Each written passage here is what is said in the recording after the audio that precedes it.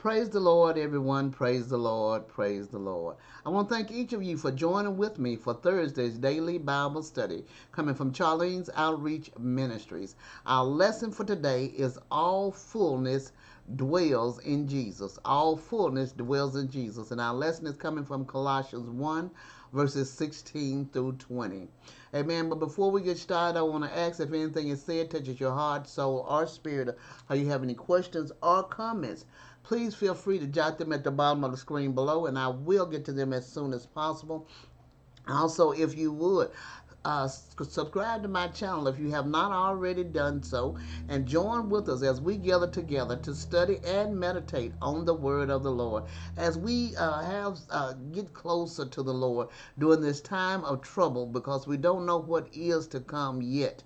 There's still many things that are not settled, and things that are still going on. Life has changed as we know it. So we want to get closer to God to make sure that we are in the right position, as we study the word of the Lord and lean on Him in this time of trouble and trials. Amen. As we know, the Israelites had many trials and tribulation that they went through, and sometimes it would take them years to realize all God was seeking was them to turn from their ways and to come to Him. Let us not allow our situation to hold us back in such a place that we do not turn and come to Him. Amen. All right, we're going to get ready and get started, but first we're going to have prayer, then we're going to move right into the lesson.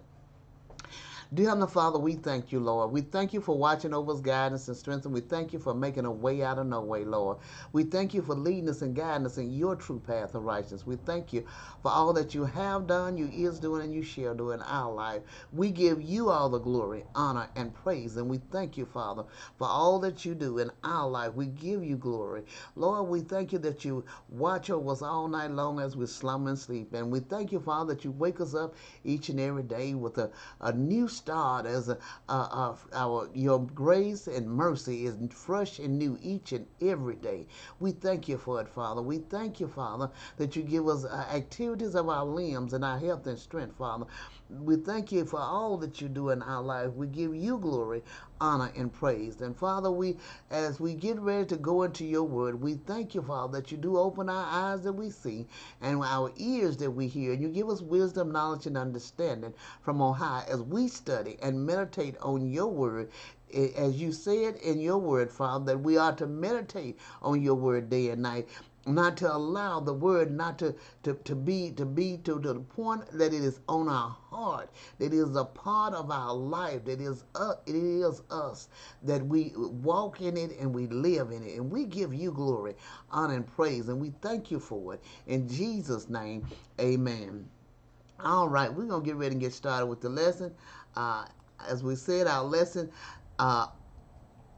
all fullness dwells in Jesus. All fullness dwells in Jesus, come from Colossians 1, verses 16 through 20.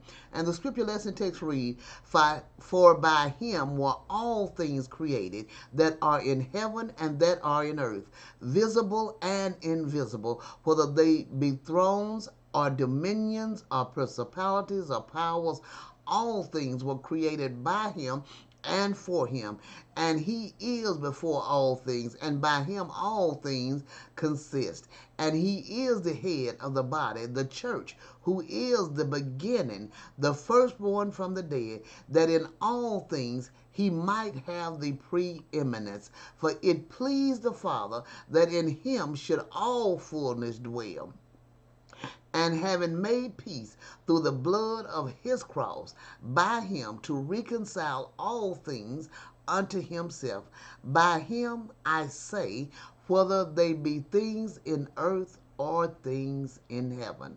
Amen. This is a great and wonderful lesson we have. We go, our commentary says, Christ in his human nature is the visible discovery of the invisible God, and he that has seen him has seen the Father. Let us adore these mysteries in humble faith and behold the glory of the Lord in Christ Jesus. He was born or begotten before all the creation, before any creature was made, which is the scripture way of representing eternity, and by which the eternity of God is represented to us. All things being created by him were created for him. Being made by his power, they were made according to his pleasure and for his praise and glory. He not only created them all at first, but it is by the word of his power that they are upheld. Christ as mediator is the head of the body, the church. All grace and strength are from him, and the church is his body. All fullness dwell in him, a fullness of merit and righteousness, of strength and grace for us. God showed his justice in requiring full satisfaction. This mode of redeeming mankind by the death of Christ was most suitable. Here is presented to our view the method of being reconciled, and that notwithstanding the hatred of sin on God's part, it pleased God to reconcile fallen man to himself. It convinced that if convinced that we were enemies in our minds by wicked works, and that we are now reconciled to God by the sacrifice and death of Christ. In our nature, we shall not attempt to explain away, nor yet think fully to comprehend these mysteries, but we shall see the glory of this plan of redemption and rejoice in the hope set before us. If this be so, that God's love is so great to us, what shall we do now for God? Be frequent in prayer and abound in holy duties, and live no more to yourselves but to Christ. Christ died for us, but wherefore that we should still live in sin? No, but that we should die to sin and live henceforth not to ourselves but to him. Amen. We are to die to sin. Let our sin nature die, and let God live through us. Amen. Amen. This is such a great and powerful lesson that we should lean in and depend on him, knowing that he made all things, knowing that he gave his son to be crucified on the cross, that we may have the opportunity of eternal life. Lord, we praise you and we give you glory.